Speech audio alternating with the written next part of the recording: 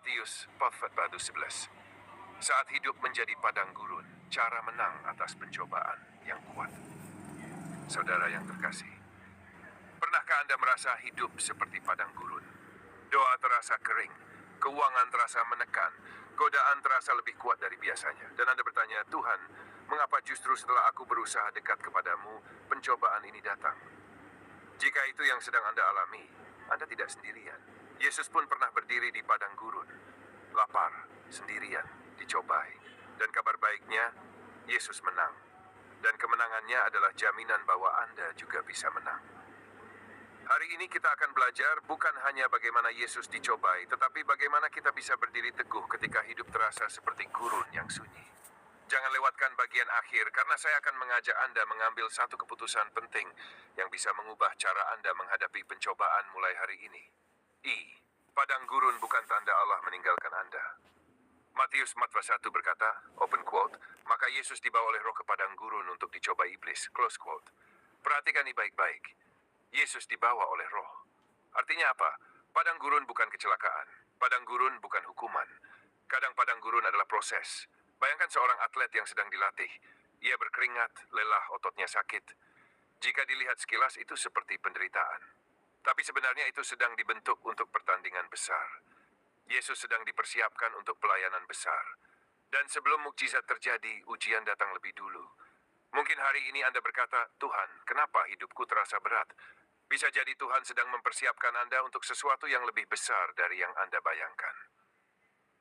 Di pencobaan pertama. Ketika kebutuhan menjadi tekanan, Yesus lapar setelah 40 hari berpuasa. Iblis berkata, open quote, jika engkau anak Allah, perintahkanlah batu-batu ini menjadi roti. Close quote. Masalahnya bukan roti. Masalahnya adalah jalan pintas. Ilustrasi, seorang ayah kehilangan pekerjaan, tabungan menipis. Tiba-tiba ada tawaran kerja dengan gaji besar, tapi harus memalsukan laporan keuangan. Itu bicara, bukankah keluargamu butuh makan? Bukankah Tuhan mengerti keadaanmu? Yesus juga lapar. Ia bisa membuat roti. Tapi ia memilih taat. Jawabannya, open quote.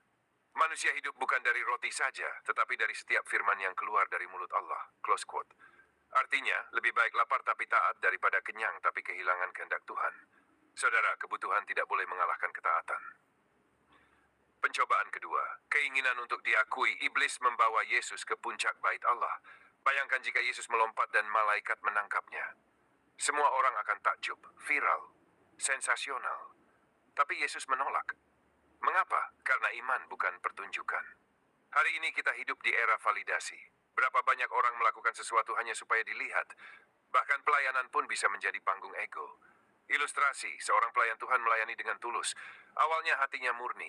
Lama-lama ia lebih menunggu pujian daripada hadirat Tuhan. Tanpa sadar motivasi bergeser.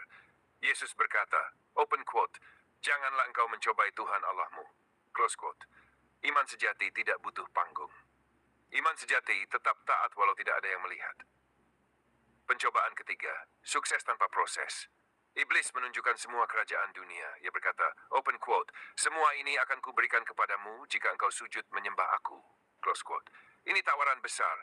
Yesus memang akan menerima segala kuasa, tapi lewat salib. Iblis menawarkan mahkota tanpa penderitaan. Bukankah ini pencobaan terbesar zaman sekarang? Sukses tanpa karakter, jabatan tanpa integritas, kekayaan tanpa kebenaran.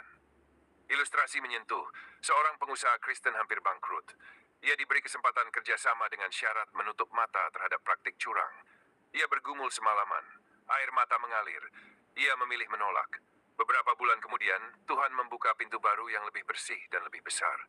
Ketaatan mungkin lambat, tapi ketaatan tidak pernah sia-sia. Yesus berkata tegas, open quote, engkau harus menyembah Tuhan Allahmu dan hanya kepada Dia sajalah engkau berbakti. Close quote. Tidak ada kompromi dalam penyembahan.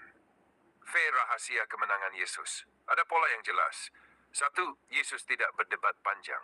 Yesus tidak pakai emosi. 3. Yesus menjawab dengan firman. 3 kali. Ada tertulis, artinya apa? Yesus sudah menyimpan firman dalam hatinya sebelum pencobaan datang.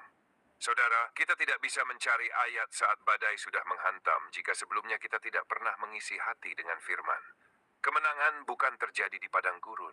Kemenangan dibangun sebelum padang gurun.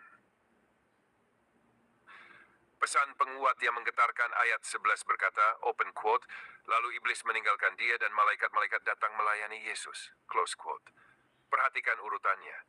Setelah taat, setelah bertahan, setelah berkata tidak kepada dosa, iblis pergi. Mungkin bukan hari ini, mungkin bukan langsung, tapi pencobaan tidak selamanya. Dan Tuhan tidak pernah membiarkan ketaatan tanpa penguatan. Call to action keputusan hari ini. Sekarang saya ingin berbicara langsung kepada Anda. Apa padang gurun Anda saat ini? Apakah itu tekanan ekonomi, godaan relasi yang salah, ambisi yang mulai menggeser Tuhan, keletihan rohani? Hari ini Anda punya dua pilihan. Batu menjadi roti atau firman menjadi pegangan. Mahkota instan atau salib yang membawa kemuliaan sejati. Jika Anda rindu berkata, Tuhan, aku mau menang seperti Yesus. Aku memilih taat, bukan jalan pintas. Saya ajak Anda lakukan 3 hal mulai hari ini. 1. Komitmen membaca dan merenungkan firman setiap hari. 2. Berhenti bernegosiasi dengan dosa kecil. 3. Berdoa minta Roh Kudus memimpin setiap keputusan. Dan jika pesan ini memberkati Anda, bagikan kepada seseorang yang sedang berada di padang gurun kehidupannya. Karena mungkin lewat satu klik Anda, seseorang dikuatkan untuk tidak menyerah. Penutup, padang gurun bukan akhir cerita.